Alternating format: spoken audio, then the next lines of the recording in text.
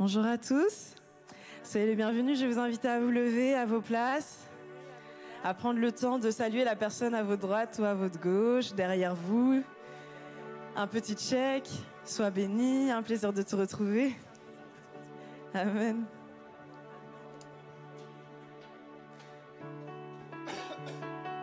C'est une joie pour moi et c'est toujours une grâce de me rendre compte qu'on peut venir dans la maison de Dieu pour célébrer des moments tous ensemble. Amen. On se rend compte qu'on est une grande famille et il faut qu'on puisse partager des bons moments dans sa présence, que nous puissions vraiment vivre ces moments pleinement. Sentez-vous libre de taper des mains, de lever les mains vers notre Seigneur, de lui rendre toute la gloire à lui seul. Amen.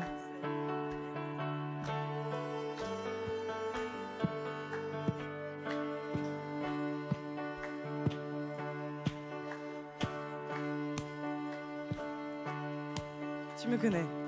Tu me connais par mon nom, me conduis dans ta maison. Je veux m'approcher pour te rencontrer. Tout en moi veut chanter la beauté de ton regard. Viens ranimer mon espoir. Tu m'as tant aimé, tu m'as pardonné. Tout en moi veut crier, tu es digne de gloire et de recevoir la louange et l'honneur de nos cœurs. Tu es digne, Seigneur, tu es digne de gloire et de recevoir la louange et l'honneur de nos cœurs.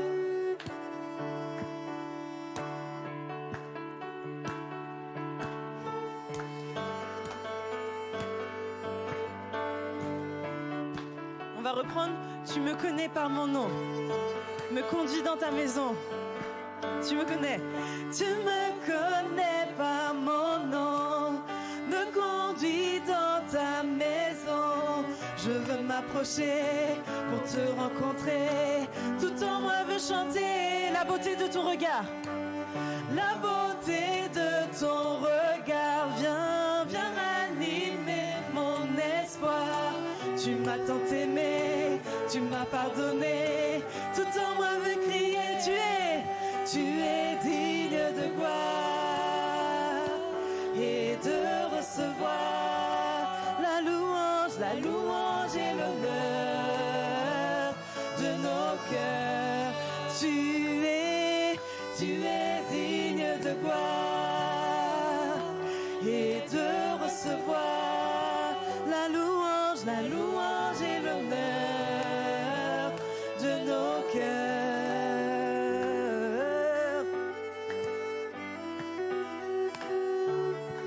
Oui, Seigneur, nous voulons déclarer et lever vers toi une louange, Seigneur.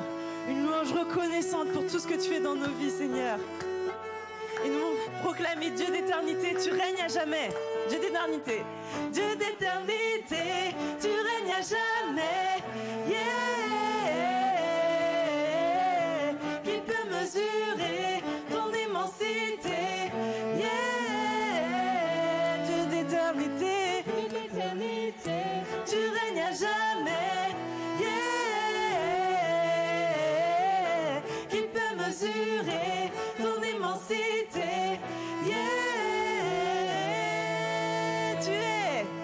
Tu es digne de gloire et de recevoir la louange de nos cœurs. Tu es digne de gloire et de recevoir la louange et l'honneur de nos cœurs. On va reproclamer Dieu d'éternité, tu règnes. Dieu d'éternité, tu règnes à jamais. Qui peut mesurer ton immensité? Dieu d'éternité, tu règnes à jamais. Qui peut mesurer? mesurer ton immensité. Yeah.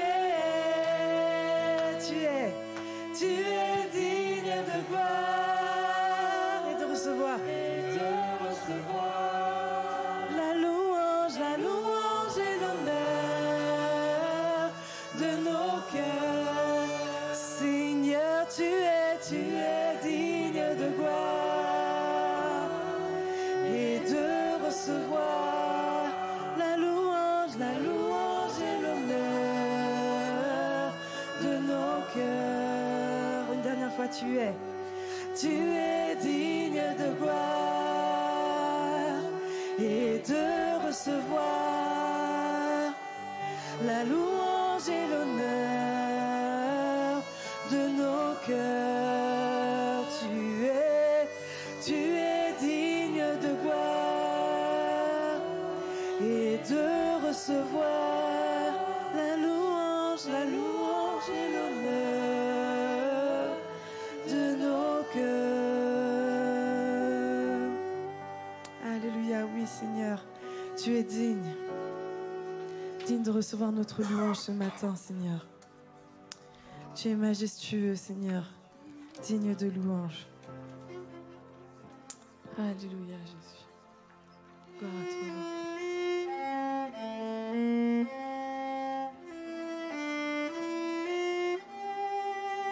Alléluia, Jésus.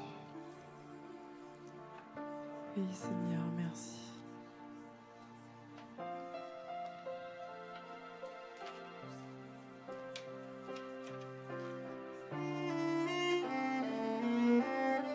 Tu es sur ton trône de gloire, Jésus, et tu règnes en majesté.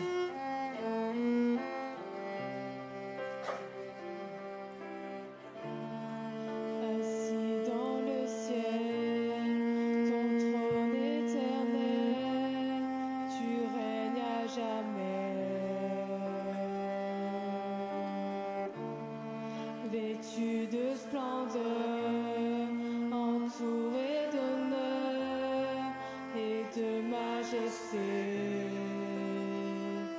les anges chantent à toi la gloire.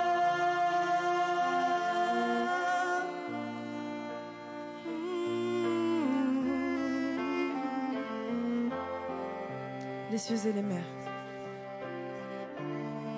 Les cieux et les mers, la vie, la lumière, nous parlent de toi.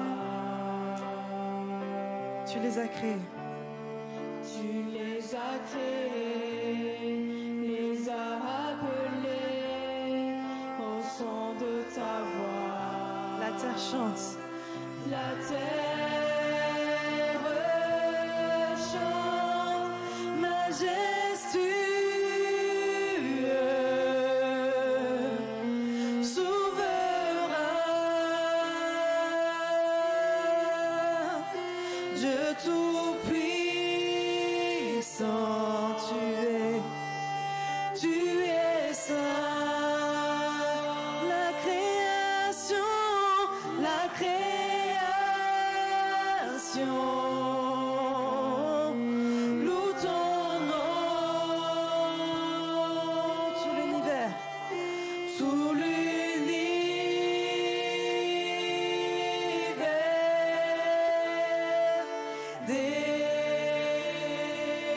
déclare à toi la gloire, à toi la gloire.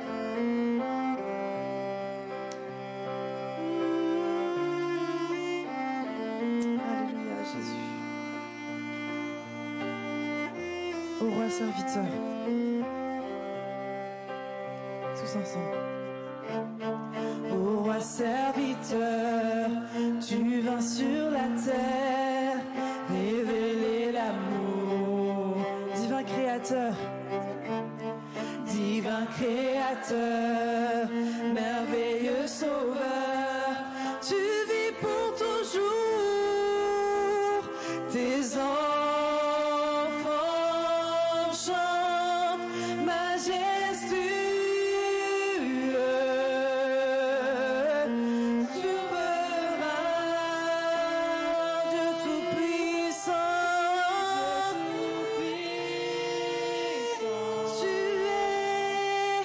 Tu es saint. La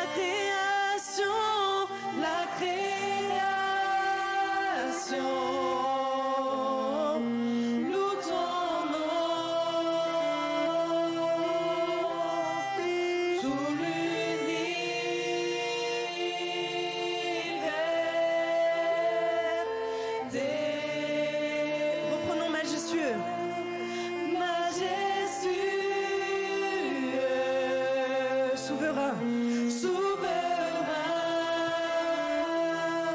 tout-puissant, tu es saint. Dieu tout-puissant, tu es saint. La création loue ton nom. La création loue ton nom. Tout l'univers,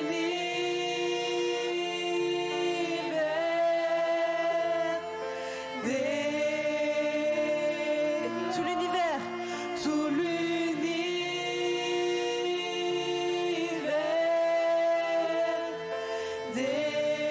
une dernière fois, tout l'univers, tout l'univers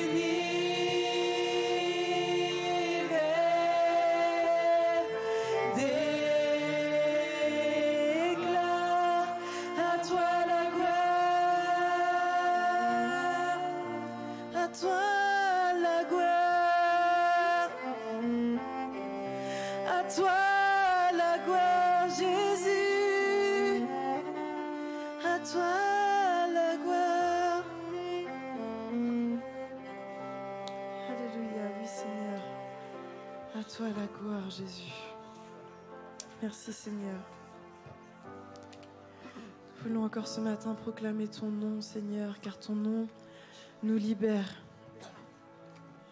Ton nom débloque des choses dans nos vies, Seigneur, quand nous le proclamons avec puissance et avec foi. Alléluia, Jésus, merci pour ton nom.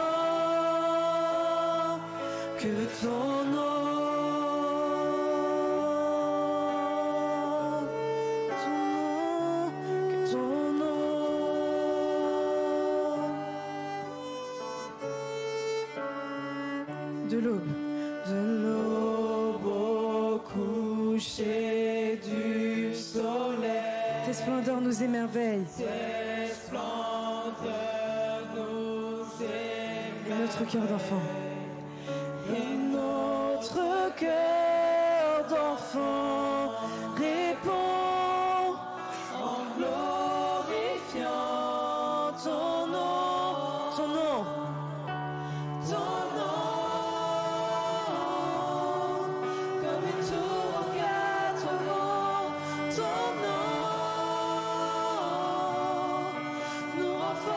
Chaque instant, ton nom, que tous les peuples entendent un chant, car aucun autre nom n'est plus grand que ton nom, que ton nom, que ton nom, Jésus, que ton nom.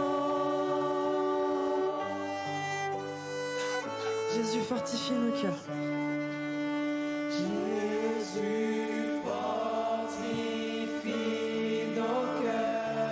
C'est ta grandeur.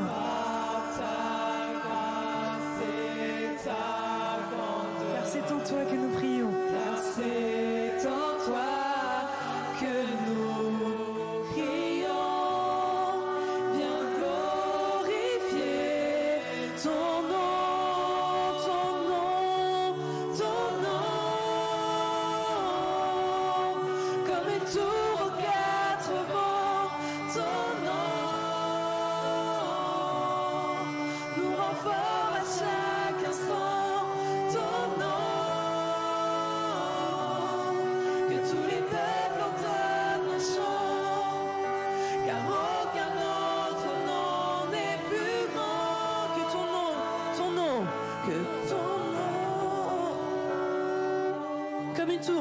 une tour aux quatre vents. Ton nom nous rend fort à chaque instant.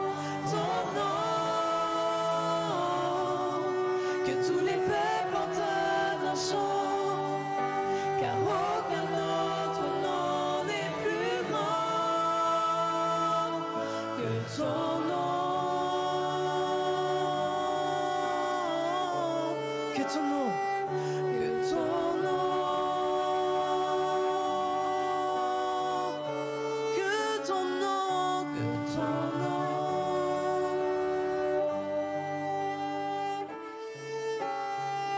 que ton nom. On va prendre une dernière fois ton nom. Ton nom, comme une tour aux quatre vents. Ton nom nous rend fort à chaque instant. Ton nom, que tous les peuples entonnent un chant, car aucun autre nom n'est plus grand que ton nom. Que ton nom, que ton nom, que ton nom, que ton nom, que ton nom, que ton nom.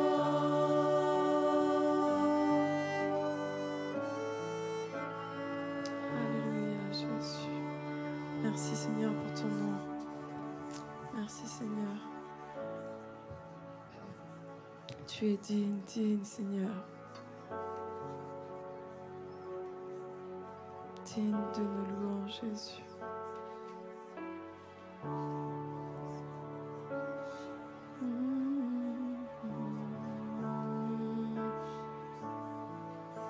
Sois loué, Jésus. Sois exalté, Seigneur. Tu es digne de nos louanges encore ce matin, Seigneur. Encore à toi, Seigneur. Merci, Jésus. Alléluia.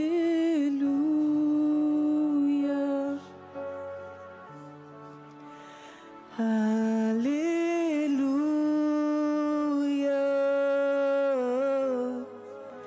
Tu es digne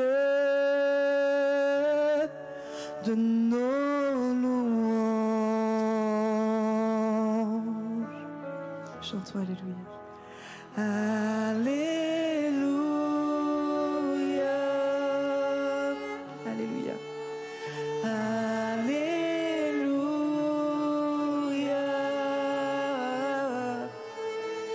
Tu es digne de nos louanges.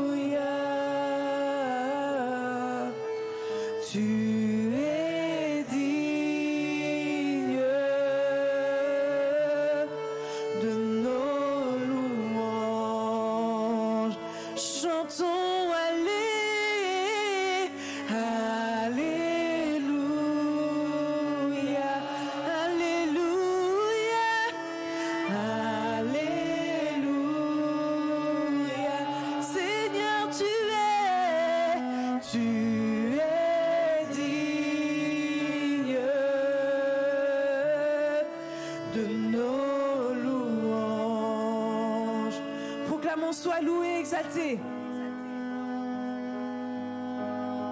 Sois loué, exalté. Sois loué, exalté. Sois loué, exalté. Jésus. Jésus. Toi que nous glorifions. Toi que nous exaltons. Ton nom soit glorifié. Sois loué, exalté. Sois loué, exalté, sois loué, exalté, sois loué, exalté, Jésus. Toi que nous glorifions, toi que nous exaltons, ton nom soit glorifié. Alléluia.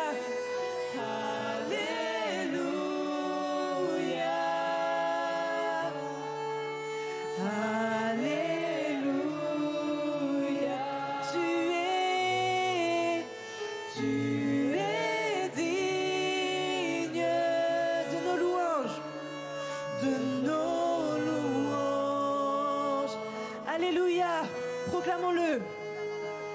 Alléluia.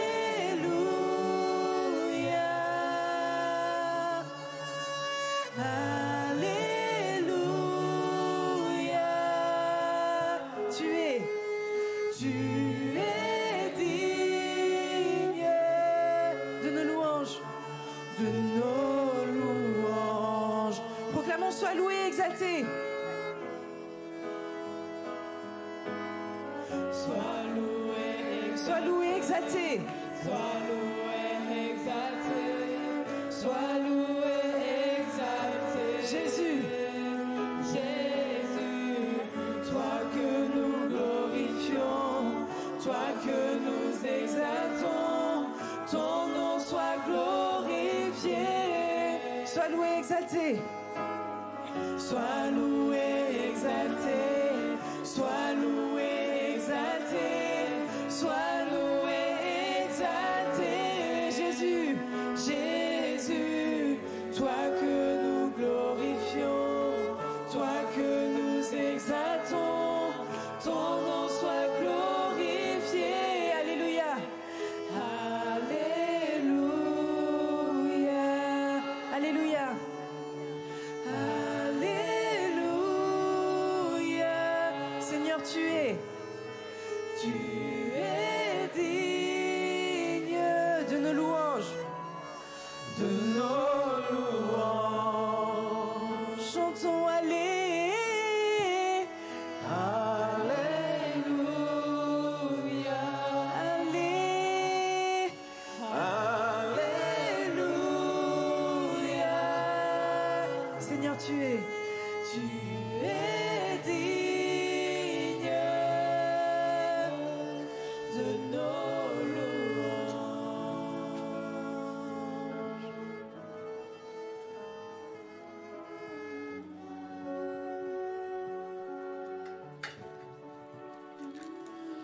Alléluia, c'est notre Seigneur Jésus que nous louons ce matin, amen.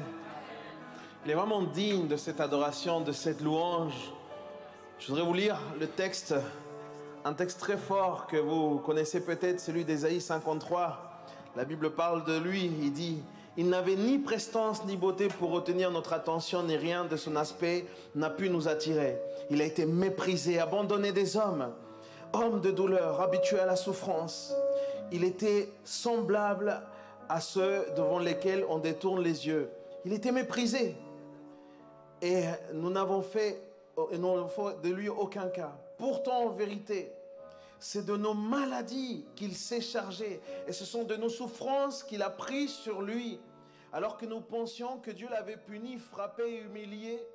Mais c'est pour nos péchés qu'il a été percé. C'est pour nos fautes qu'il a été brisé. Le châtiment qui nous donne la paix est retombé sur lui. Et c'est par ces blessures que nous sommes guéris.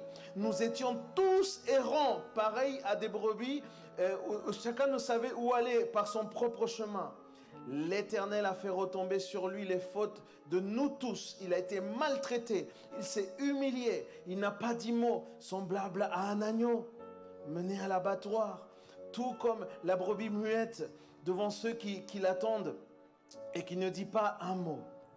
Il a été arraché à la vie avec violence suite à un jugement. Et qui, parmi les gens de sa génération, s'est soucié de son sort lorsqu'il était retranché dans son pays des vivants? Il a été frappé à mort à cause de nos péchés, à cause du peuple. Mes amis, Jésus a apporté le pire héritage que nous pouvions nous porter. Vraiment, lui, il a porté sur lui la pire conséquence que nous pouvions nous porter pour que nous ne puissions pas porter cela. Dieu l'a pris à notre place. Il a été amené dans une souffrance extrême et la seule motivation pour laquelle il l'a fait, c'est parce qu'il t'aime. Et Dieu veut te dire ça ce matin encore. Jésus, il t'aime. Dieu t'aime d'un amour profond, d'un amour éternel. Avant même que tu penses, Dieu t'avait déjà aimé. Avant même que tes parents aient pensé à toi, Dieu t'avait déjà aimé. Avant que tu commettes toutes les bêtises que tu as pu commettre, Dieu t'avait déjà aimé. Dieu t'aime et Dieu t'aimera parce que c'est sa décision pour toi et pour ta vie. Et c'est pour ça qu'aujourd'hui, on peut prendre ce temps et se remémorer de ce qu'il a fait. Alors que tous ceux qui sont passés par les eaux du baptême, qui sont joints à cette famille, prenons ensemble ce pain, s'il vous plaît.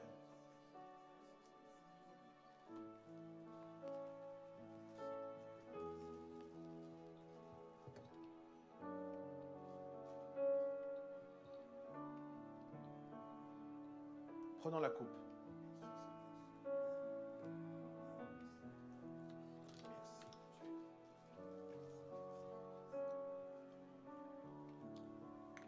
Et que des voix s'élèvent dans l'assemblée pour exprimer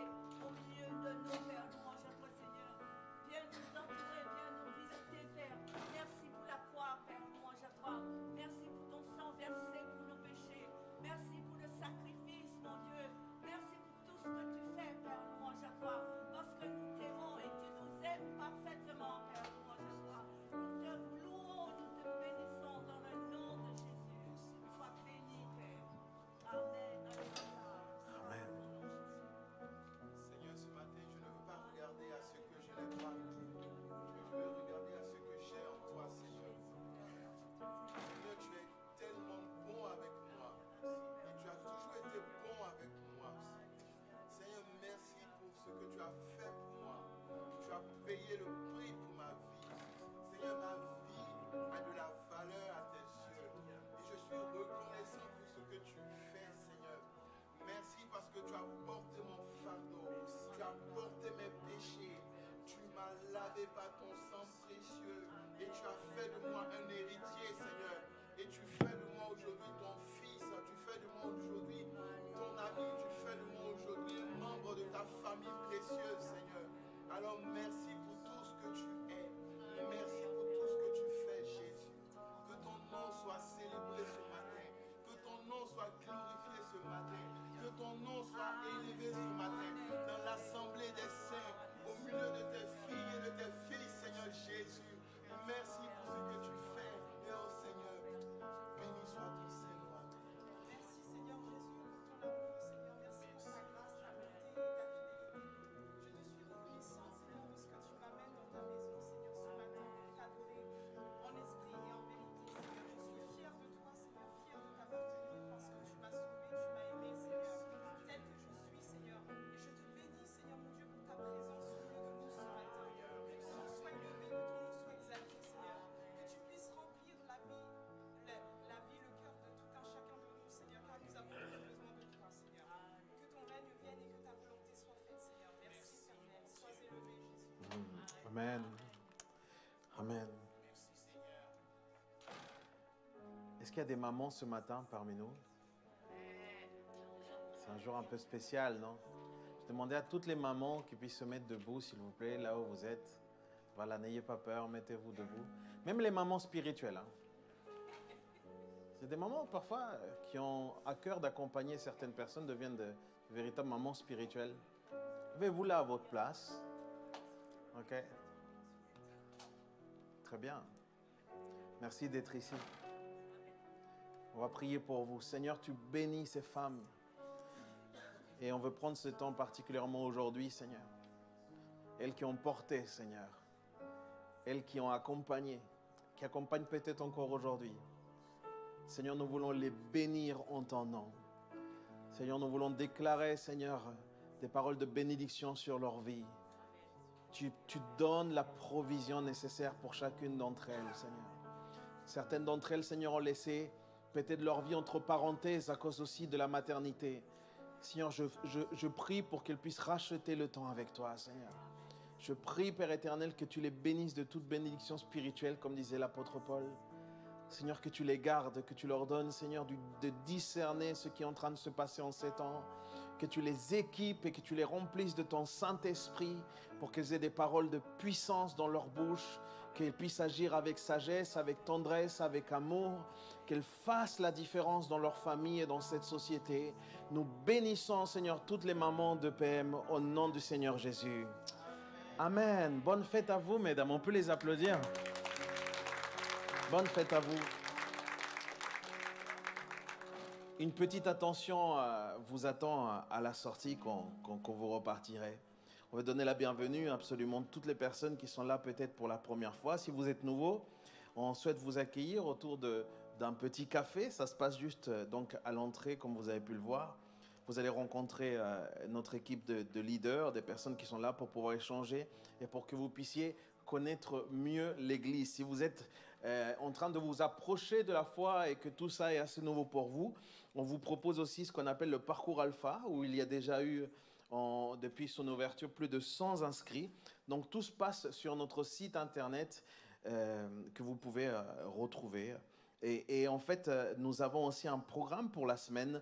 Particulièrement, chaque mardi, nous avons la joie de pouvoir nous retrouver autour des maisons de prière.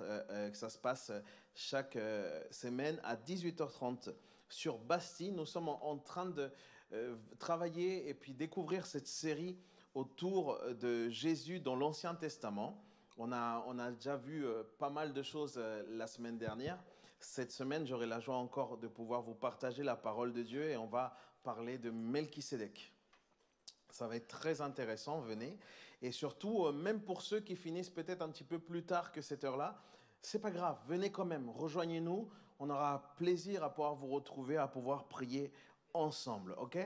Il y a aussi, le vendredi 3 juin, il y aura le dernier culte des jeunes adultes à Paris, dont j'ai la joie de pouvoir être le pasteur. Et ça sera vraiment le dernier moment comme ça, vraiment culte qu'on aura, et ça sera autour du thème « Disciples en danger ». Et c'est vraiment une thématique très importante pour pouvoir affronter cet été. Nous savons que l'été est parfois difficile pour toute la jeunesse, et même pour vous autres qui êtes jeunes depuis longtemps. Il y a aussi, très important à noter, le 5 juin, nous aurons un culte autour de la Pentecôte et on va faire un culte en commun. C'est l'ancien pasteur d'EPM qui est pasteur Biava, Didier Biava, qui sera parmi nous. Ça sera une joie de pouvoir le retrouver. Nous aurons 2 cultes. Ça sera à 11h et à 13h et ça se passe à République. Dis à ton voisin, pas de culte le 5 juin ici. Dis-lui, histoire qu'ils comprennent bien. Donc on se retrouve tous le dimanche 5 juin à 11h ou à 13h et privilégier bien évidemment le deuxième culte. Le premier a tendance à toujours beaucoup se remplir. Si vous êtes nouveau, vous avez peut-être vu aussi que nous sommes très sobres au sujet des offrandes. L'équipe pastorale tout de même et le CA, on tient à vous remercier pour votre fidélité. Nous avons eu aussi une assemblée générale qui s'est très bien déroulée, dans lequel on a pu avoir un visuel sur tous les projets qui avancent.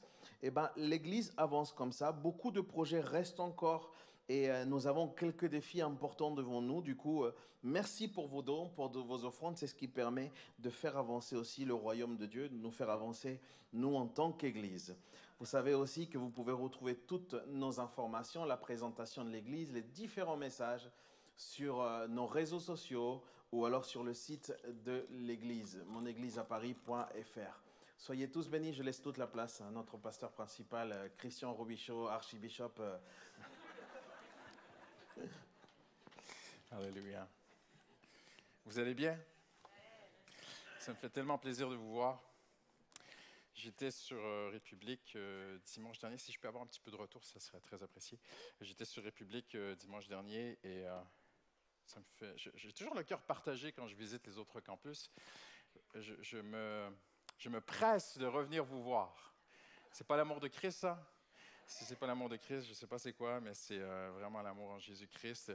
Et je suis aussi très heureux de vous voir dimanche après dimanche, venir au centre de Paris, adorer Jésus dans sa présence, toujours très touchant. Il y a toujours quelqu'un, vous savez, quand on est pasteur, on entend plein de mauvaises nouvelles dans la semaine, ou des gens qui viennent avec des inquiétudes. Ça va être dur pour toi, Christian, dimanche prochain. Je dis, ah bon, pourquoi? C'est le seul pont de l'année, et c'est la fête des mères. Et quand j'ai vu jeudi soir l'exode parisien, les voitures et tout, et vendredi, et hier matin, hier je venais en ville et je voyais les gens partir et je repensais à cette phrase, mais est-ce qu'il y aura des gens au culte? Et là, je regarde, mais vous êtes là. C'est merveilleux. Vous êtes venus adorer Jésus. Amen. Est-ce que vous aimez les bonnes nouvelles? Moi, j'aime les bonnes nouvelles. J'ai de très bonnes nouvelles pour vous ce matin. Tout d'abord, notre campus République se porte vraiment bien, une belle croissance. Et vous savez, tout ce qu'on fait ensemble, c'est pour voir des âmes venir à Jésus. Et il n'y a rien de plus beau pour moi que... je regardais tout le culte qui s'est déroulé. C'était merveilleux sur République dimanche dernier. Et à la fin, une dame qui m'avait dit, est-ce que je peux vous voir vraiment, pasteur, après le culte? Et on s'assoit ensemble, une dame d'un certain âge quand même. Et elle me parle, et je la connais en fait, on se connaît, parce que je connais son fils est pasteur. Mais elle n'est pas chrétienne. Elle est même agnostique, elle ne sait rien sur Dieu. Donc je lui parlais, je lui montrais un peu des séries d'enseignements qui sont disponibles pour elle sur l'Exode. Et elle me répond, mais c'est quoi l'Exode? Mais je dis, mais Moïse. Mais elle dit, qui est Moïse? Et puis, et donc on a passé un très très beau moment ensemble. Et à la fin, je pense que ça a fait toute ma journée. Après, je suis revenu ici parce que mon cœur est quand même attaché pendant le deuxième culte. Et je voyais, c'était blindé, je voyais les gens adorer Jésus. Ça réjouissait mon cœur, tout ça. Mais ce qui a fait ma journée, c'était, alors qu'il n'y avait presque plus personne dans le théâtre, j'ai pris les mains de cette dame. Et je voyais ses mains très âgées. Hein? Et j'ai mis sa main dans ma main, j'ai mis ma main sur sa main. Et nous avons prié ensemble et elle a donné son cœur à Jésus. Et elle veut passer par les eaux du baptême. Et Sylvain Kikuzela qui me disait, on est déjà en préparation pour d'autres baptêmes. Et là, il m'appelle cette semaine, il me dit, qu'est-ce que je fais? J'ai bouclé une session d'enseignement, mais il y a encore des demandes de baptême, pasteur. Et j'ai croisé pasteur Samuel aussi qui me disait vendredi et même hier, Christian, le campus là continue de grandir. Amen. Donc le Seigneur fait son œuvre. Amen. Alléluia. Tournez-vous à quelqu'un à côté de vous et dites-lui, il y a toujours une bonne nouvelle en Jésus-Christ. Alléluia. Seigneur, nous venons maintenant devant toi, Seigneur. Merci pour ta parole, Seigneur. Tu ne parles pas comme les hommes parlent. Tu as les paroles de la vie éternelle. Seigneur, tu as, Jésus, lorsque ton esprit vient, tu sais passer par un homme faible. Et Seigneur, tu sais, on ne veut pas faire du show ici, Seigneur. Mais nous voulons une parole du ciel, Seigneur. Alors, Seigneur, je prie maintenant. La seule chose que tu nous demandes en retour, c'est d'avoir toute notre attention. Et Seigneur, nous voulons te donner toute notre attention ce matin. Nous ne voulons pas voir un homme qui parle. Nous voulons voir, à travers un messager bien imparfait et bien indigne, Seigneur. Nous voulons voir Dieu parler à nos cœurs aujourd'hui, Seigneur. Et cette parole qui a tant encouragé ma foi, hallelujah, je prie que maintenant, par la puissance du Saint-Esprit, elle puisse aussi encourager la foi de mes frères et sœurs. Et s'il y a quelqu'un ici aujourd'hui qui n'a pas fait la paix avec toi, qui ne s'est pas encore réconcilié avec toi, Seigneur, je prie, hallelujah, qu'à la fin du message, il ne puisse plus être en capacité de résister à l'amour de Dieu. Et tous ceux qui l'aiment disent Amen. Hallelujah. Tournez avec moi dans l'Évangile de Marc, le chapitre 16, si vous le voulez bien. Et vous savez, je porte des lunettes pour lire, donc on va lire ensemble, donc je vais les porter. Donc j'ai toujours le choix, soit je vous vois, soit je vois mes notes. Mais là, je n'ai pas le choix de choisir mes notes, OK? Donc, le titre de mon message est celui-ci. Le nouvel ordre mondial est une bonne nouvelle. Et avant de me lancer une tomate, laissez-moi aller jusqu'au bout du message. Le nouvel ordre mondial est une bonne nouvelle. Il y a 5 groupes différents qui comprennent l'expression le nouvel ordre mondial de façon différente. 5 groupes comprennent cette expression le nouvel ordre mondial de façon bien différente. Tout d'abord, il y a le groupe qu'on appelle les complotistes. La théorie du complot met en avant le concept de nouvel ordre mondial pour dénoncer, souvent avec haine, marginalité et violence, plusieurs théories de complot, toutes convergentes vers un projet total de domination planétaire que mènerait plusieurs institutions ensemble. Il y a un deuxième groupe qui parle aussi du nouvel ordre mondial. Et ce groupe de personnes, ce sont les dirigeants de nos pays occidentaux. C'est un terme qui n'est pas né hier ou pendant la COVID ou avec le vaccin. C'est un terme qui est apparu dans les médias à la fin de la Deuxième Guerre mondiale. Il a fallu même redessiner des frontières en Europe et partout dans le monde. Alors, on a parlé de nouvel ordre mondial. Et c'est un terme géopolitique occidental optimiste pour consolider une nouvelle gouvernance pour la paix et le commerce mondial. Puis est apparu dans les dernières années M. Xi Jinping, le chef de la Chine, président, je ne sais plus son terme, qui a émergé et qui travaille aujourd'hui publiquement. Il le dit. La BBC l'a recité, plusieurs médias en France l'ont dit, à redéfinir. Il s'est donné la mission avec la Chine de redéfinir un nouvel ordre mondial. Il offre au monde, il a fait des réunions avec plusieurs chefs d'État en Afrique et en Asie, et ailleurs aussi. Il offre une nouvelle alternative à ce qu'il appelle l'échec de la démocratie. Et si vous suivez les infos, j'étais triste cette semaine de voir qu'aux informations françaises, on n'en a presque pas parlé, mais nous sommes à l'aube d'une troisième guerre mondiale. Nous sommes vraiment tout près d'une troisième guerre mondiale. Des navires américains, des navires chinois, des bombardiers américains, des bombardiers chinois se croisent au-dessus du Pacifique, dans ce qu'on appelle la mer de Chine. Et la Chine veut récupérer Taïwan depuis de nombreuses années. Et M. Xi Jinping a dit, de mon vivant, je vous donne ma parole, nous allons récupérer Taïwan. L'invasion de Taïwan, ce qu'on voit aujourd'hui, il y a de nombreuses guerres dans le monde. Et si vous venez d'un pays où il y a une guerre, on compatit pour vous et on prie pour vous parce que la guerre, c'est toujours une chose horrible. Il y a des gens dans cette église, dans votre village, dans votre tribu, dans votre ville, dans votre nation. Vous avez perdu des gens, le sang a été versé. Certains sont arrivés dans cette église avec des traumatismes de guerre. Je me souviens d'un jeune homme, quand il entendait un bruit dans la ville, il se jetait sous une voiture parce qu'il avait encore ces traumatismes de guerre de la Libye où il était. Et maintenant, le conflit en Ukraine secoue le monde entier. Mais ce qui se prépare est beaucoup plus grave. Le porte-parole du ministère chinois des Affaires étrangères, M. Wang Weibin, a dit cette semaine, « Je veux rappeler à la partie américaine qu'aucune force au monde, y compris les États-Unis, ne peuvent empêcher le peuple chinois d'accomplir une unification nationale complète, incluant l'annexion de Taïwan. Si Washington persiste sur sa mauvaise voie, cela aura un coût insupportable pour les États-Unis. » C'est triste parce que ça n'a pas été relayé dans les infos françaises cette semaine. Très peu. Ça, c'est la deuxième perspective du nouvel ordre mondial. Moi, je suis convaincu que lorsqu'on étudie la Bible, lorsqu'on voit les Écritures, nous allons vers des jours très difficiles. Mais il y a une bonne nouvelle. Parce que notre espérance n'est pas ici. Ici, vous investissez tout votre argent, votre temps, votre cœur et vos émotions et votre âme pour une meilleure qualité de vie sur cette terre, vous allez être réellement profondément déçus. il y a une autre alternative. Et on va y arriver aujourd'hui. Il y a une troisième approche du nouvel ordre mondial, c'est celle qui est sectaire. Et les renseignements généraux français se sont vraiment inquiétés, et avec raison, pendant la COVID, parce que plusieurs sectes ont utilisé le terme de nouvel ordre mondial pour faire peur aux gens. J'aimerais vraiment souligner ceci ce matin. Le vrai christianisme n'attire pas les gens par la peur. Le vrai christianisme attire les gens pas par la manipulation d'informations ou la désinformation ou la peur. Le vrai christianisme attire les gens par l'amour. Et la grande quête du vrai christianisme, ce n'est pas un nouvel ordre mondial ici. On va le voir dans un instant, c'est quelque chose de beaucoup plus beau. Il y a une quatrième approche, c'est l'approche chrétienne évangélique, on pourrait dire, sur le nouvel ordre mondial.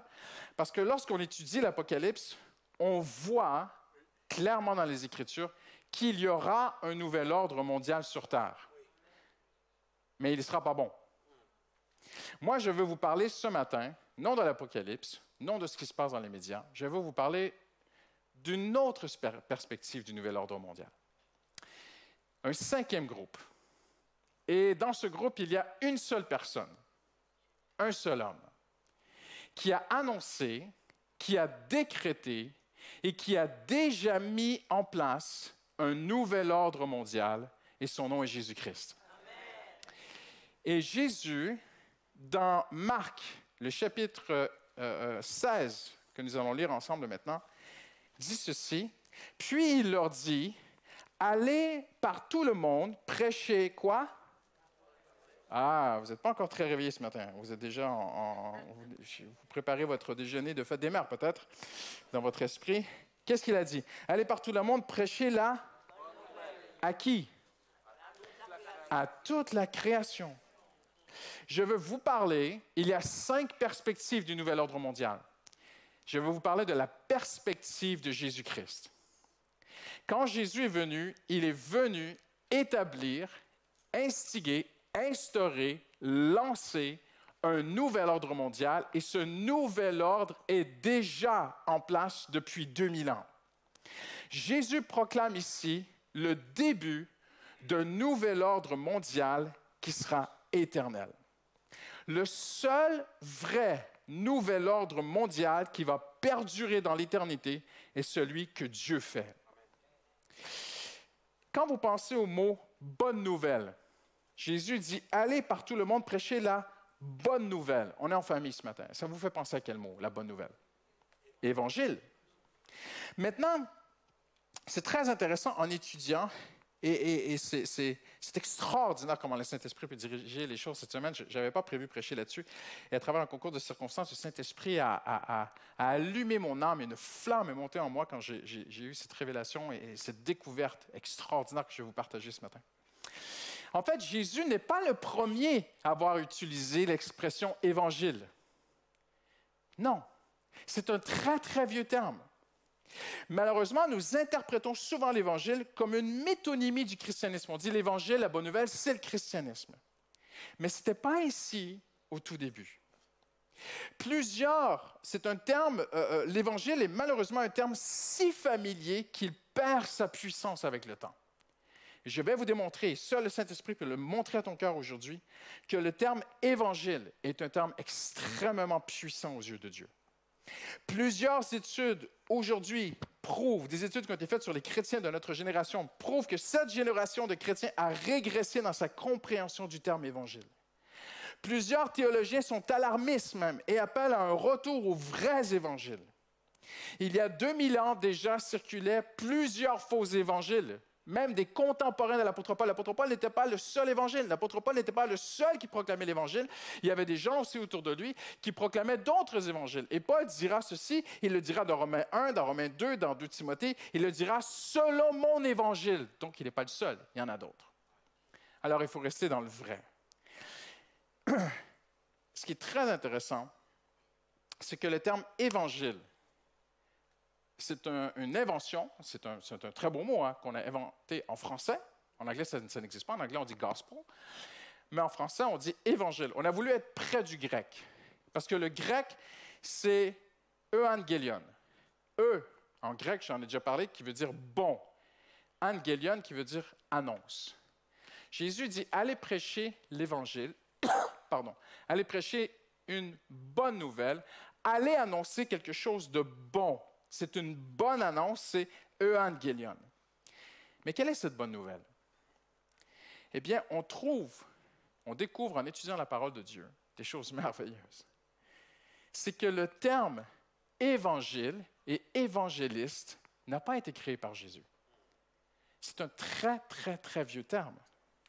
Ça remonte aux plus anciennes civilisations sumériennes, akkadiennes, arabes, éthiopiennes, de partout. On le voit aussi à travers la Bible. C'était littéralement le messager qui rentrait du champ de bataille et qui annonçait « on a gagné ». On trouve cette expression dans les plus vieux écrits, dans les plus vieux hiéroglyphes. Si vous pensez que les Égyptiens ont inventé les hiéroglyphes, ce n'est pas vrai, ça remonte jusqu'aux Sumériens. Les premiers hiéroglyphes, ça vient de l'Irak. Et on trouve sur des plaquettes, c'était écrit, c'était imprimé dans l'argile qui était séchée et cuite. On trouve, il y avait dans le champ de bataille, il y avait dans une armée officiellement appointée par les généraux, par les chefs, il y avait des évangélistes. Des messagers de bonnes nouvelles. Ils attendaient que le combat soit gagné. Et lorsque la bataille était faite, lorsque tout était accompli, on avait gagné au champ de bataille, le général, le chef, le roi envoyait le messager rentrer à la ville. Il arrivait en courant. Et sur la ville, il y avait des sentinelles qui attendaient. Et toute la ville attendait impatiemment. Il n'y avait pas Instagram à l'époque. On attendait ce messager. Il n'y avait pas TF1, il n'y avait pas de journal. On n'attendait pas au journal de 20 heures voir où en est la guerre. On ne savait rien. On n'entendait pas les bombardements. Il n'y avait pas de bombardement. On attendait le messager. Et quand on voyait au loin, et là vous connaissez la Bible, qu'ils sont beaux les pieds sur les collines, là-bas au loin. Si vous avez déjà visité Jérusalem, vous savez qu'elle est entourée de collines. Et il y avait ces sentinelles. Et ils attendaient que le messager, on attendait de voir le messager. Et on le voyait courir au loin. Avons-nous gagné? Avons-nous perdu? Allons-nous perdre nos femmes et nos enfants? Est-ce qu'on va être conquis? Est-ce qu'on va être assiégé? Dans quel état sera la ville demain? Et on voyait le messager arriver sur les collines et le cœur s'arrêtait de battre. Et les sentinelles disait à la ville, je le vois le messager, je vois l'évangéliste. Et il arrivait dans la ville, souvent avec un parchemin, un écrit même, et il annonçait, nous avons gagné. Et là, c'était une explosion de délivrance, de liberté, de paix, de joie. C'est terminé, il n'y a plus de guerre, nous avons gagné. C'est l'expression que Jésus a utilisé. Voyez-vous à quel point pour Dieu, les mots ont un sens dans la Bible. Jésus dit, allez par tout le monde, soyez ses messagers. Je suis mort à la croix, j'ai tout accompli, j'ai tout vaincu, c'est terminé, je suis ressuscité, je monte à la droite de Dieu. Mais attention, ne partez pas tout de suite. Attendez le culte de Pentecôte avec Didier Biava.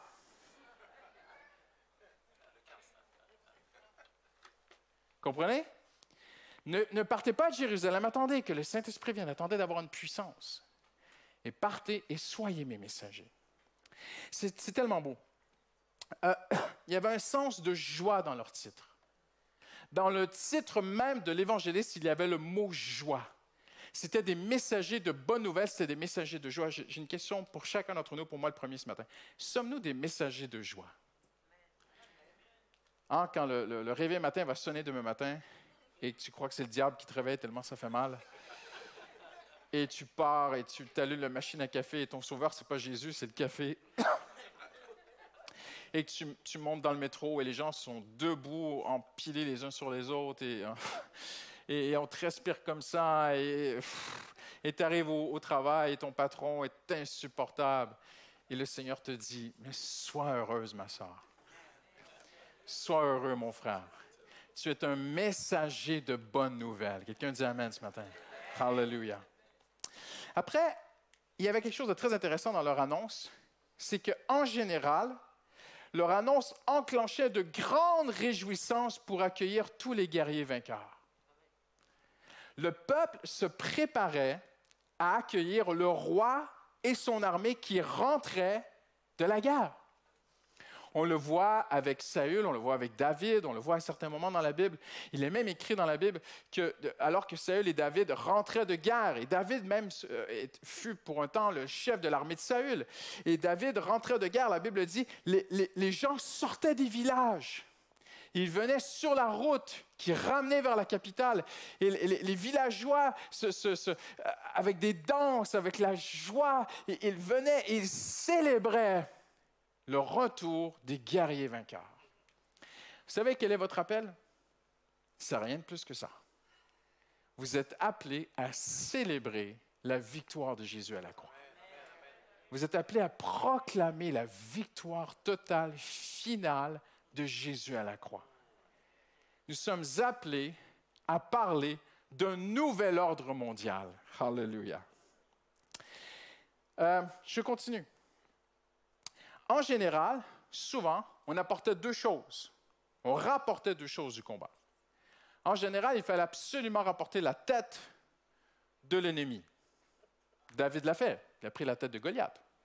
Les Philistins l'ont fait. Ils ont pris la tête de Saül. Voyez-vous? Et on ramenait aussi les armes de l'ennemi. Pourquoi la tête? Il fallait la preuve que le roi ennemi est mort. Il n'y a pas de... Je m'excuse, je suis très, très sanglant ce matin. Il n'y a pas de meilleure preuve à ramener chez soi que la tête de ton ennemi. Celui qui t'opprimait, regarde, j'ai sa tête. Il ne va plus t'opprimer. Celui qui te faisait peur, celui qui, regarde, c'est terminé, il ne peut plus le faire, il est mort. Voyez-vous? Pourquoi David prit la tête? Pourquoi David s'est-il précipité à prendre la tête de Goliath? Certains qui ne comprennent pas bien les Écritures disent parce qu'il voulait être certain qu'il soit mort, donc peut-être qu'il s'est dit un petit caillou, ça ne va pas suffire, je lui coupe la tête. Je ne pense pas à ça. Je pense que David savait très très bien que le caillou était bien enfoncé au fond et qu'il n'allait pas se relever. Mais David connaissait les mœurs et les coutumes de l'époque.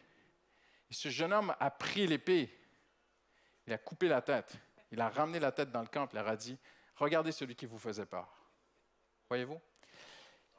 Ça veut dire quoi, ça? Ça veut dire que mon appel et ton appel, ce n'est pas de ramener la tête de ton patron à la maison demain soir. Je ne parle pas de ça, là. Ou la tête de ton voisin. Non. Mais notre ministère est de ramener une preuve de la victoire. Et je vais vous montrer dans un instant quelle est cette preuve. Il devait ramener une preuve de la bonne nouvelle. Si je vais prêcher la bonne nouvelle autour de moi, que Jésus change des vies et que ma vie n'est pas changée, je n'ai pas la tête dans ma main. Mais si je vais prêcher autour de moi que Jésus change des vies, hallelujah, et que je ramène des preuves dans ma main que Jésus change des vies, eh bien, les gens vont voir que la victoire est assurée. Ce matin, j'ai ramené une tête. Ne vous inquiétez pas, elle est invisible. Mais Justine, ma femme, a été invitée, et ils ont fait dans les Assemblées de Dieu la première retraite des femmes de pasteurs de l'histoire. C'est un très, très beau moment. Et Justine a été invitée pour enseigner les femmes de pasteurs pendant 2 jours. Il y avait elle et une autre invitée. C'est un très, très beau moment. Et elle a échangé avec des femmes autour d'elle. Ils ont passé vraiment des moments spirituels ensemble. Et hier soir, elle rentre à la maison, je vais aller chercher à la gare, elle rentre, elle me dit « Christian, j'ai un témoignage incroyable. » Et je vais vous le partager ce matin. Amen. Je vais vous montrer la tête de l'ennemi. C'est fini. Cette jeune femme a été, sans aller dans tous les détails, a été lourdement abusée, brisée, détruite dans son enfance. Et elle a tourné amère, avec une grande haine. Et elle a grandi dans la haine et la colère toute sa vie. Et toute sa vie, elle a dit à Justine, elle a dit, ma raison de vivre était de faire mal aux hommes. Donc, elle enchaînait les relations avec les hommes, un après l'autre. Je vous épargne tous les péchés qu'elle a faits avec ces hommes. Mais son but était d'entrer dans une relation avec un homme pour le blesser et le laisser par terre comme ça. et passer à un autre homme. Elle a dit à Justine, j'avais la liste des hommes chez moi. Et c'était mes trophées. J'écrivais leur nom et je disais, c'est fait. Lui, je l'ai tué. Je l'ai eu. Elle a passé sa vie comme ça. Jusqu'au jour où elle a rencontré Jésus. Quand elle a rencontré Jésus, Jésus a guéri son cœur. Et elle a dit, en fait, j'avais si mal à l'intérieur de moi, les hommes m'ont fait si mal dans la vie. N'oubliez pas la grande manif des féminicides qu'il y a eu ici il y a à peu près 4 ans. Hein. C'était impressionnant, il y avait de la violence. Hein. J'ai vu des femmes écrire, tapisser les murs, même ils sont passés ici, elles avaient des lettres et tout, et elles ont tapissé les murs de Paris avec une telle haine, mais une telle... c'est une douleur en fait, inexprimable. Et cette jeune femme avait cette douleur dans sa vie. Et en fait, elle expliquait à Justine, faire mal à un homme réduisait ma douleur. La vengeance me faisait du bien, mais la douleur la rattrapait toujours. Alors il fallait un autre. Jusqu'au jour où elle a rencontré l'homme Jésus-Christ. Alléluia, le Fils de Dieu. Il l'a guéri, elle s'est repentie, elle lui a donné sa vie. Elle est aujourd'hui une épouse, fidèle à son mari, mère de famille et épouse de pasteur. Elle sert le Seigneur. Le Seigneur leur a confié une église. Ça, là, c'est une preuve que le nouvel ordre mondial est déjà arrivé. Un nouvel ordre des choses qui prend place dans le cœur de l'homme. On va le voir ensemble dans un instant. Mais tout d'abord, je saute mes notes, je vais plus loin. Le nouvel ordre mondial que Jésus établit commence dans le cœur. Celui et celle qui aspire à un nouvel ordre mondial dans ce monde va être vraiment déçu. Mais moi, j'ai choisi d'investir dans le royaume de Dieu. Alléluia. On continue. Dans le psaume 48, par exemple, on découvre qu'on célébrait officiellement dans une assemblée solennelle le retour du roi, le retour des guerriers. La victoire était célébrée dans une assemblée. Qu'est-ce que Jésus a dit? « Je bâtirai mon assemblée et les portes de l'enfer ne prévaudront point contre elle. » Impressionnant. Jésus enseignait le royaume de Dieu, le royaume des cieux. Et Jésus est mort à la croix, il est ressuscité, il a rassemblé ses disciples, il leur a dit, « Vous êtes mes évangélistes. Vous êtes maintenant chacun de mes enfants. Toi ici aujourd'hui, son fils, sa fille, son disciple, tu es ce messager de bonnes nouvelles qui doit aller autour de toi avec la tête de l'ennemi dans ta main, avec des preuves que des vies peuvent être transformées, avec des preuves que l'ennemi est vaincu, que la chair est vaincue. On va le voir dans un instant, un peu plus loin, c'est extraordinaire. Mais regardez ce que David dit. « Dans la grande assemblée, j'annonce la bonne nouvelle de ton salut. » Le contexte ici, c'est un retour de guerre. David est rentré de guerre, Dieu lui a donné la victoire et il se dit, je vais le dire, je vais le proclamer. Il faut que tu proclames ta foi.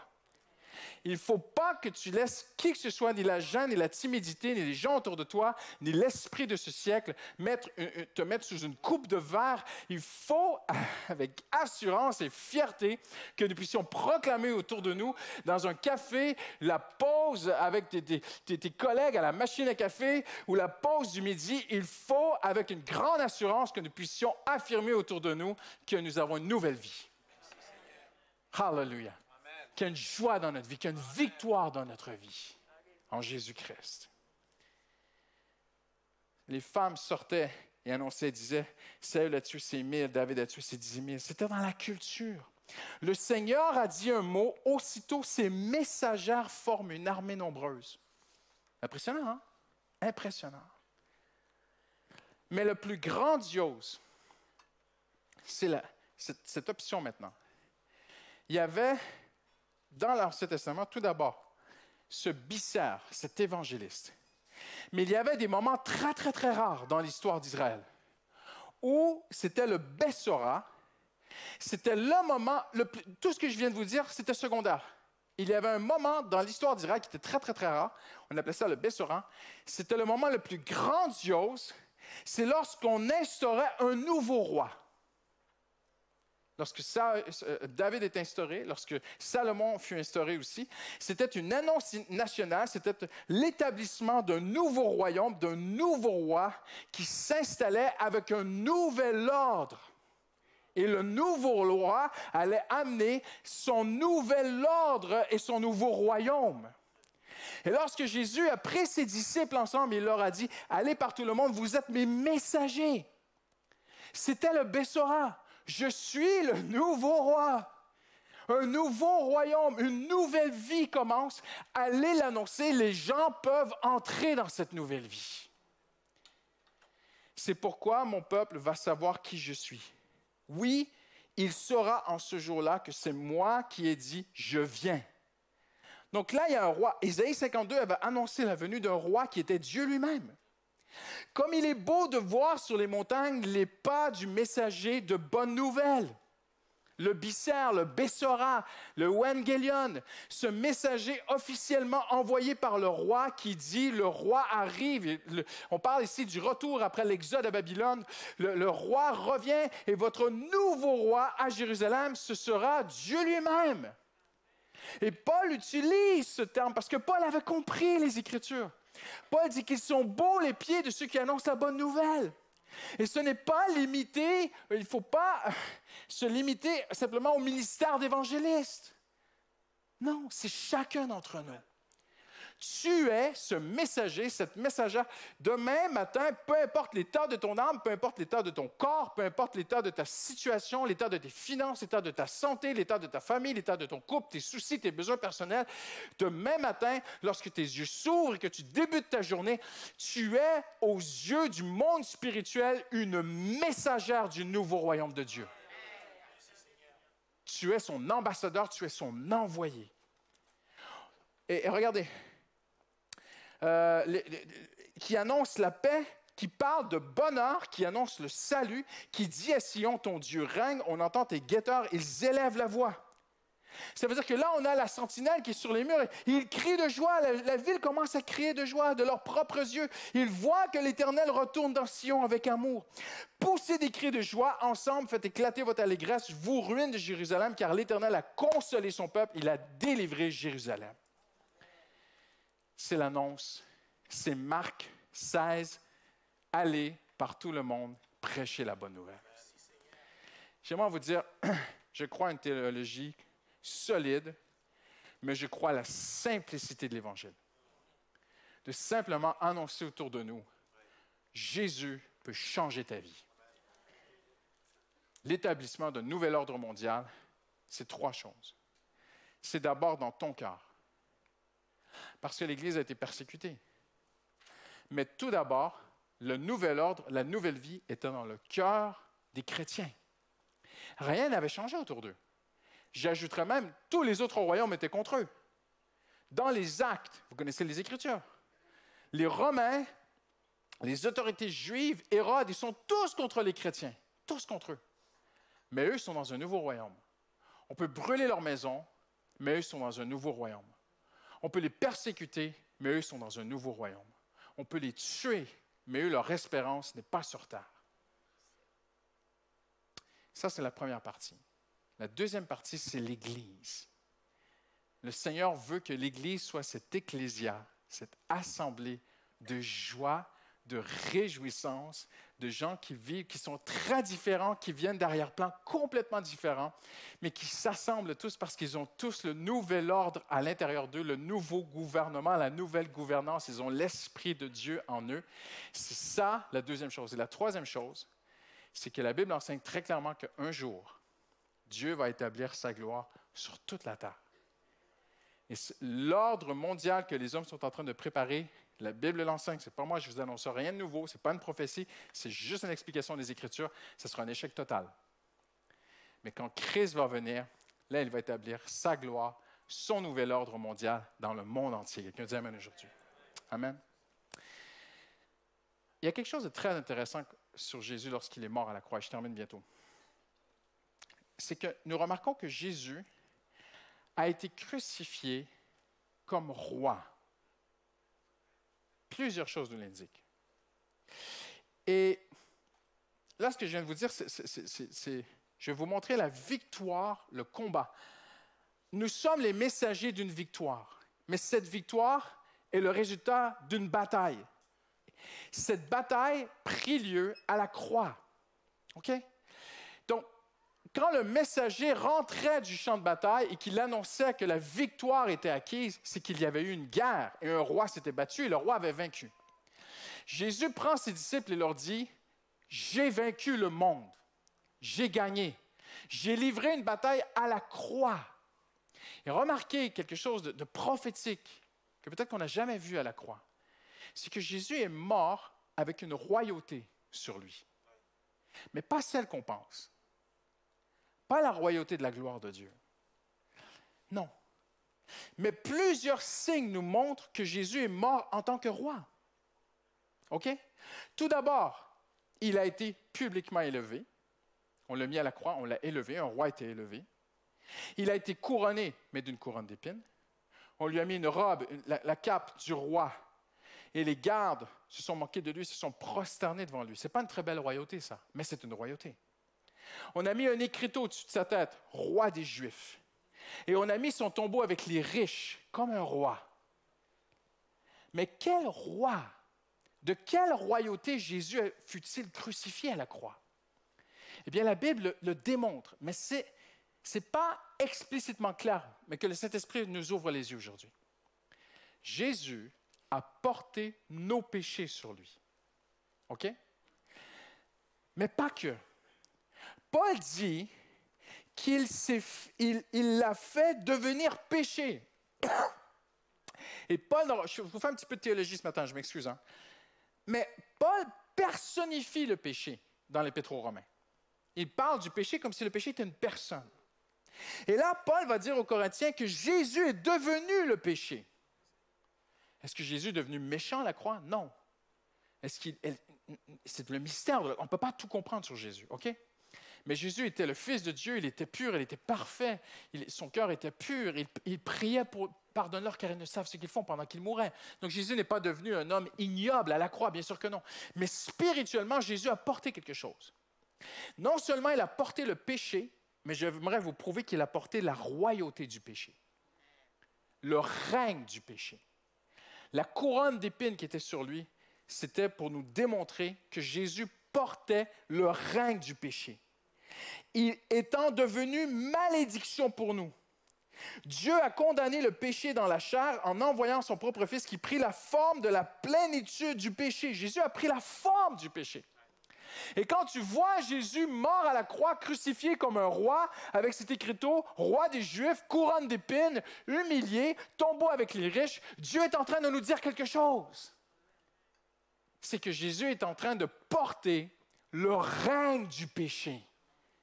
Il est en train de le vaincre. Il est en train de le détruire. En mourant à la croix, il fait mourir aussi le règne du mal. De toute forme de mal. À la croix, Jésus, Hébreu nous dit, a détruit celui qui avait la puissance de la mort, Satan. La victoire, elle est totale à la croix. Le corps du péché fut détruit pour que nous ne soyons plus esclaves du péché. Donc, en d'autres mots, le corps du roi péché.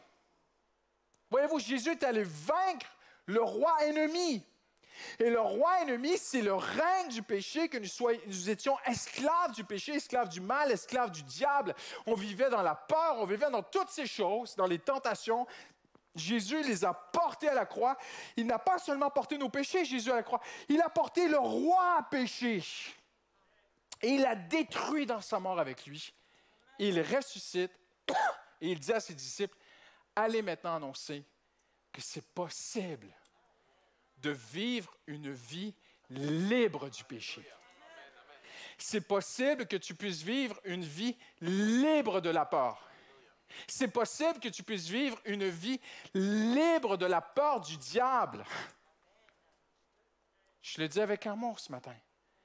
Mais certains enfants de Dieu passent plus de temps à combattre l'ennemi qu'à communier avec leur Sauveur. Je le répète, certains chrétiens, enfants de Dieu, passent plus de temps à combattre leur ennemi qu'à communier avec la victoire de leur Sauveur. Quand une jeune femme me demande un entretien, il y a 3 ans, elle me dit, « Pasteur, je ne comprends pas l'Évangile. » Je dis, « Explique-moi. » Ma mère me réveille à 2 heures du matin, elle allume toutes les lumières de l'appartement et elle me dit, « Il faut faire du combat spirituel, le diable est dans l'appartement. » Elle me fait ça toutes les nuits. Et ma mère est chrétienne. Si vous êtes dans cette salle, Jésus vous aime. Mais j'aimerais vous dire ceci, ce n'est pas ça la vie chrétienne. Oui, il y a un combat spirituel parfois, mais nous sommes vainqueurs. On n'est pas appelé à plus dormir. On n'est pas appelé à passer nos nuits blanches comme ça, à combattre le diable. J'aimerais vous dire ceci, nous sommes appelés à communier avec notre Sauveur. Communier avec la victoire de Jésus-Christ. Certains chrétiens passent trop de temps à combattre l'ennemi plutôt que d'apprendre à connaître la victoire qu'ils ont en Jésus-Christ. Quelqu'un dit Amen aujourd'hui. Maintenant, en terminant, comment on fait, pasteur? Je partageais cette pensée à un chrétien hier, que, juste comme ça, je lui disais, regarde ce que je suis en train de préparer pour demain. Et j'aime bien les chrétiens, parfois ils ont des questions très, très pratiques. Mais pasteur, je le crois ce que tu dis, mais je ne le vis pas dans ma vie. J'ai des tentations, j'ai des rechutes de péché. Je termine, hein, je sais que j'étais long aujourd'hui. Mais pasteur, comment je peux vivre? Et je lui ai dit ceci, écoute bien. Ce qui est fait à la croix n'est pas nécessairement fait en toi.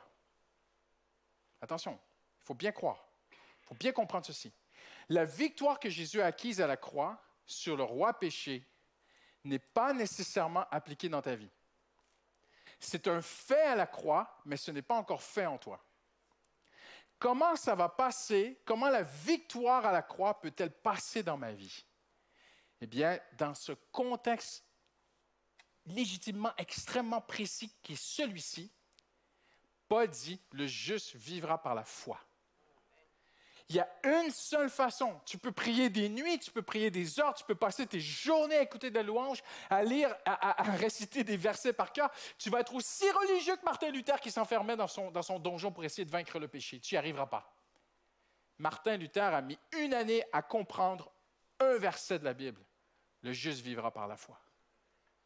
Tellement il était pris dans sa religion. Et à un moment donné, il faut que le Saint-Esprit ouvre tes yeux et te fasse comprendre. Tu n'y arriveras pas. Donne-moi le combat. Fais-moi confiance. Et ce qui est fait à la croix devient un fait dans ma vie seulement par la foi. C'est la foi qui fait le lien entre la victoire de la croix et la victoire de ma vie. Je vous parle avec mon cœur ce matin, mais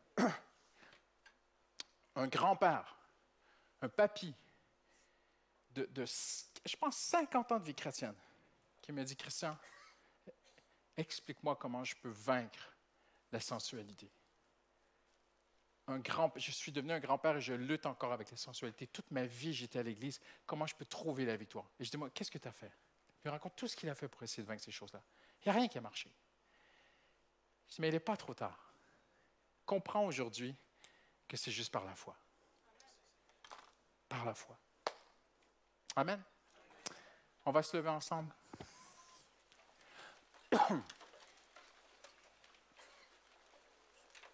Hallelujah.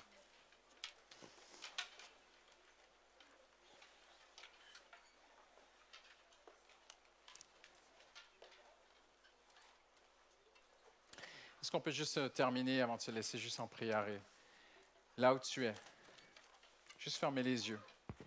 Et commence à dire au Seigneur, Hallelujah. Dis-lui, Seigneur, fais de moi cette messagère de bonne nouvelle. Fais de moi ce messager de bonne nouvelle aujourd'hui, Seigneur. Hallelujah. Seigneur, donne-moi la victoire. Montre-moi comment je peux avoir la victoire, Seigneur. Amène-moi dans cette vie de foi, une vie de foi, Seigneur, où j'ai confiance que la victoire à la croix est la même victoire qui sera en moi, Seigneur.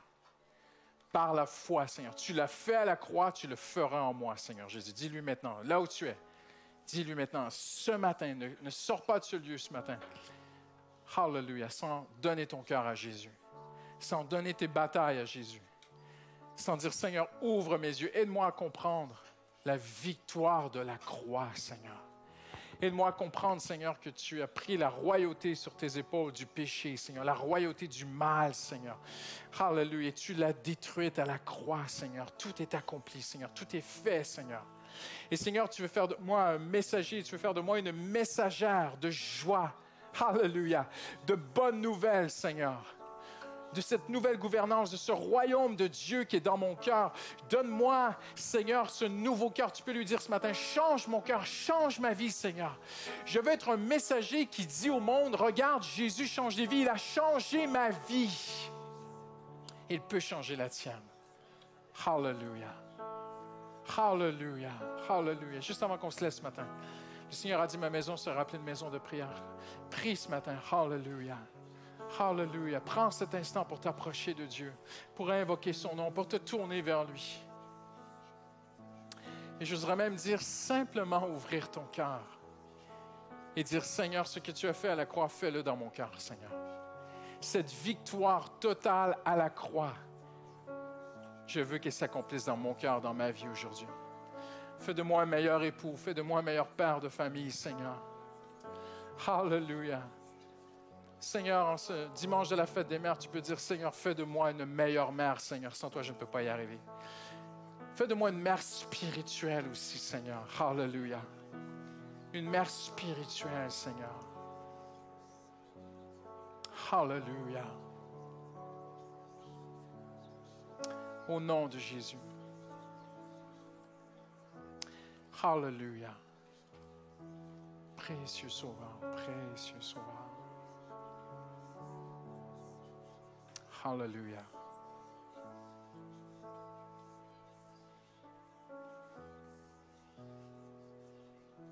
Amen. Hallelujah. Combien peuvent dire ce matin, moi je suis un messager de joie? Vous avez même le droit de lever les deux mains. Hallelujah. Vous savez, on se laisse, OK? Mais je vais vous laisser avec ceci. Il y a tant de souffrance juste autour de toi. Juste la porte à côté. Il y a tant de souffrance. La personne qui est juste devant toi dans le métro. Le Seigneur veut que tu sois un messager de joie. Moi, j'ai marié une évangéliste. Ma femme est une évangéliste. Elle est rentrée, elle était sur le train hier. Il y avait une jeune femme assise devant elle. Et ma femme saisit tout. Ma femme même crée les opportunités presque. Et puis elle a vu que la femme est enceinte. Elle dit, mais si vous vous mettez là, vous pourrez peut-être allonger vos jambes. Et la dame a dit, mais merci, c'est trop gentil. Et ma femme ne s'est pas arrêtée là. Hein. Elle a pris son crayon et un papier. Elle lui a écrit un mot. Elle lui a parlé d'amour de Dieu. La dame est devenue émue. Et elles ont parlé de Jésus. Nous sommes des messagers de joie. Il n'y a pas de gens heureux autour de vous sans Jésus. Ce n'est pas vrai. Ce n'est pas vrai, même s'ils ont gagné un match de foot hier soir très important. Je ne connais rien au foot. Il n'y a pas de vraie joie dans ce monde. C'est vous les messagers de joie. Ne laissez pas l'ennemi vous accabler. Ne laissez pas l'accusateur vous ramener dans le passé. Vous êtes les messagers de joie. Amen. Hallelujah.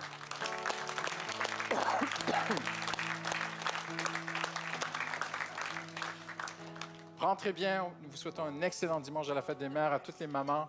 Je pense qu'on a un petit cadeau pour vous à la sortie. Que Dieu vous bénisse. Merci.